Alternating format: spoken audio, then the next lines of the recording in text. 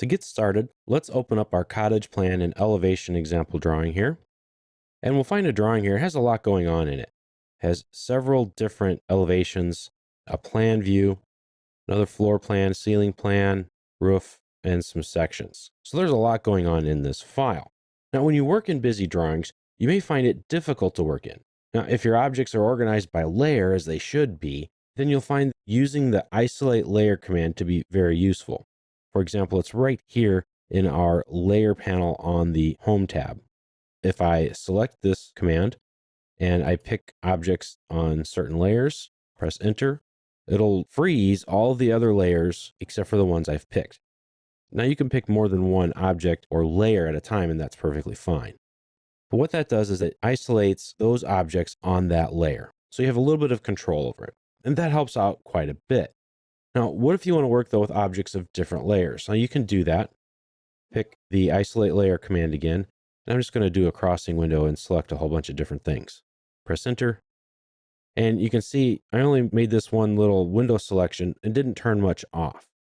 I'll unisolate the layer and it came back. So sometimes it doesn't give you what you're looking for. What you can do instead is use the isolate objects command.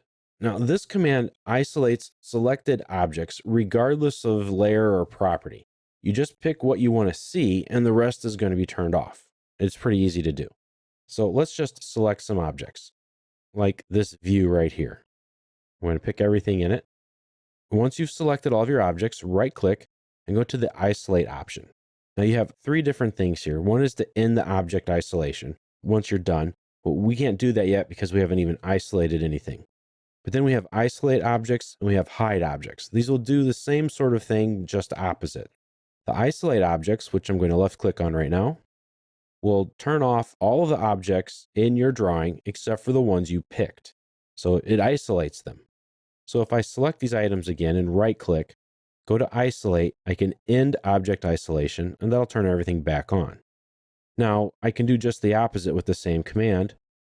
I select these items, right click, go to isolate and say hide objects. So it'll hide just what I've selected.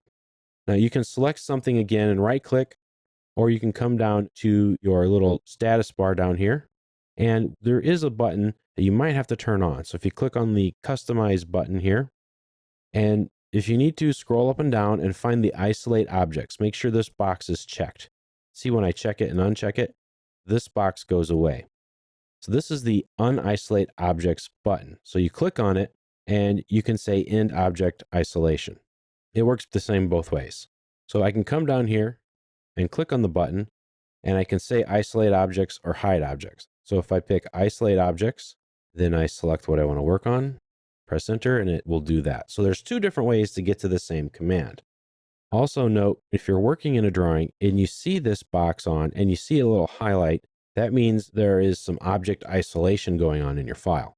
So keep an eye on that. Look at it every once in a while, especially when you open up a brand new drawing or a drawing from someone else, because you may want to make sure that is turned on so you don't miss something.